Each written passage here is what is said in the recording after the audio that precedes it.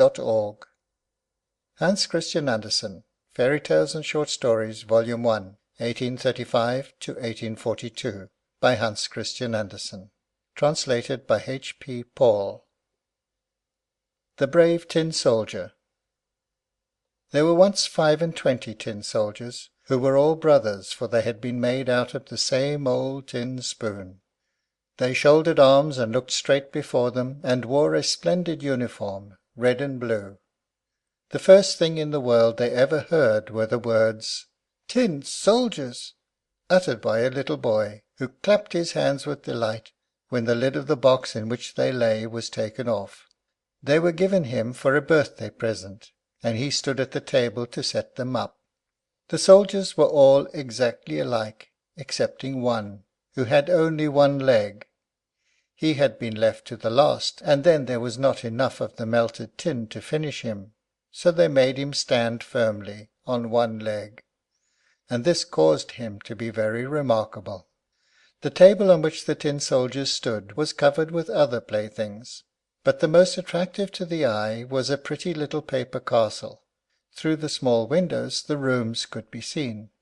In front of the castle a number of little trees surrounded a piece of looking-glass, which was intended to represent a transparent lake. Swans made of wax swam on the lake, and were reflected in it. All this was very pretty, but the prettiest of all was a tiny little lady who stood at the open door of the castle. She also was made of paper, and she wore a dress of clear muslin, with a narrow blue ribbon over her shoulders, just like a scarf. In front of these was fixed a glittering tinsel rose, as large as her whole face. The little lady was a dancer, and she stretched out both her arms and raised one of her legs so high that the tin soldier could not see it at all, and he thought that she, like himself, had only one leg. "That is the wife for me," he thought. "But she is too grand, and lives in a castle, while I have only a box to live in. 25 of us altogether. That's no place for her. Still, I must try and make her acquaintance." Then he laid himself at full length on the table, behind a snuff-box that stood upon it, so that he could peep at the little delicate lady, who continued to stand on one leg without losing her balance. When evening came, the other tin soldiers were all placed in the box, and the people of the house went to bed. Then the playthings began to have their own games together, to pay visits, to have sham fights, and to give balls. The tin soldiers rattled in their box.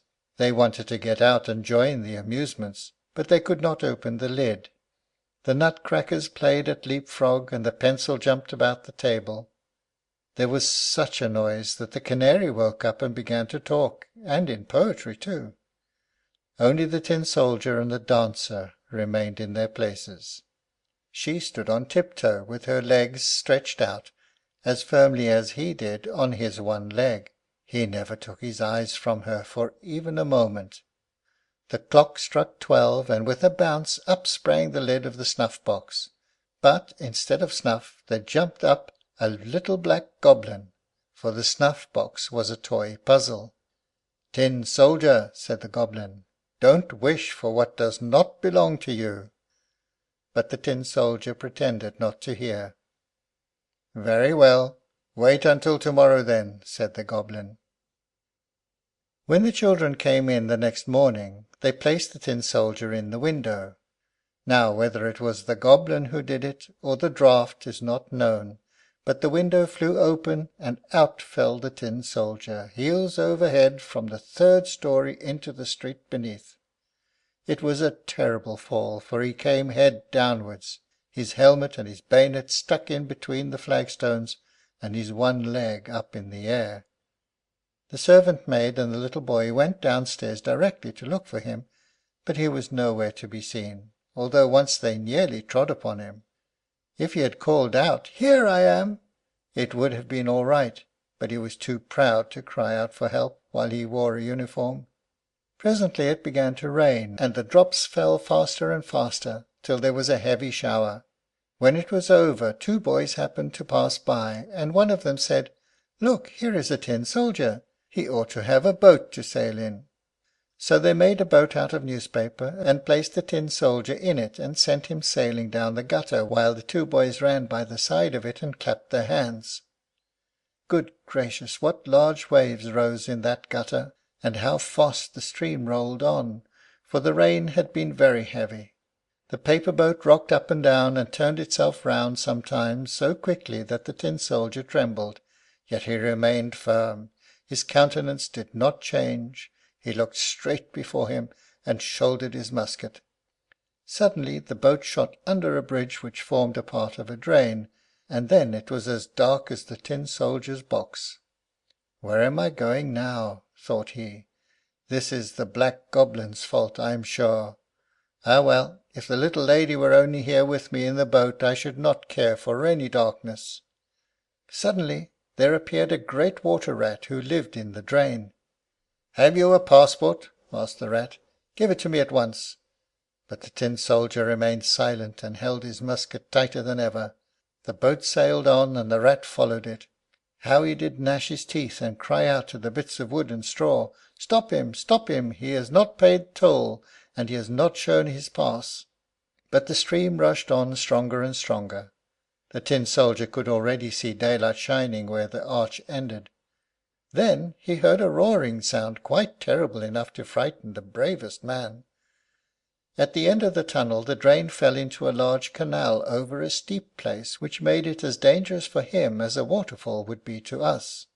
He was too close to it to stop, so the boat rushed on, and the poor soldier could only hold himself as stiffly as possible, without moving an eyelid, to show that he was not afraid.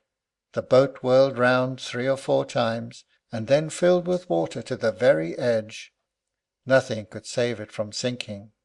He now stood up to his neck in water, while deeper and deeper sank the boat, and the paper became soft and loose with the wet, till at last the water closed over the soldier's head. He thought of the elegant little dancer whom he should never see again, and the words of the song sounded in his ear: "Farewell, warrior, ever brave, drifting onward to thy grave." Then the paper boat fell to pieces, and the soldier sank into the water, and immediately afterwards was swallowed up by a great fish. Oh, how dark it was inside the fish! A great deal darker than in the tunnel, and narrower too. But the soldier continued firm, and lay at full length, shouldering his musket. The fish swam to and fro, making the most wonderful movements, but at last he became quite still. After a while a flash of lightning seemed to pass through him, and then the daylight approached, and a voice cried out, "I declare, here is the tin soldier!" The fish had been caught, taken to market, and sold to the cook, who took him into the kitchen and cut him open with a large knife.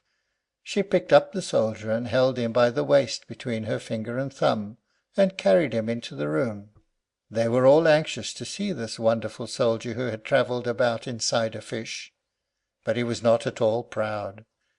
They placed him on the table, and how many curious things do happen in the world! There he was in the very same room from the window of which he had fallen. There were the same children, the same playthings standing on the table, and the pretty castle with the elegant little dancer at the door. She still balanced herself on one leg, and held up the other, so she was as firm as himself.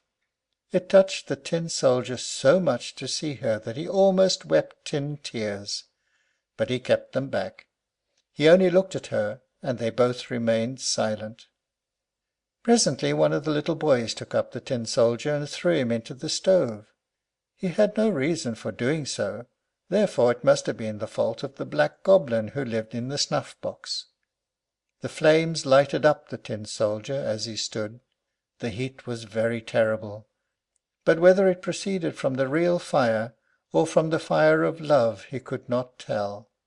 Then he could see that the bright colours were faded from his uniform, but whether they had been washed off during his journey or from the effects of his sorrow, no one could say. He looked at the little lady, and she looked at him. He felt himself melting away, but he still remained firm, with his gun on his shoulder. Suddenly the door of the room flew open, and the draught of air caught up the little dancer. She fluttered like a sylph right into the stove by the side of the tin soldier, and was instantly in flames, and was gone.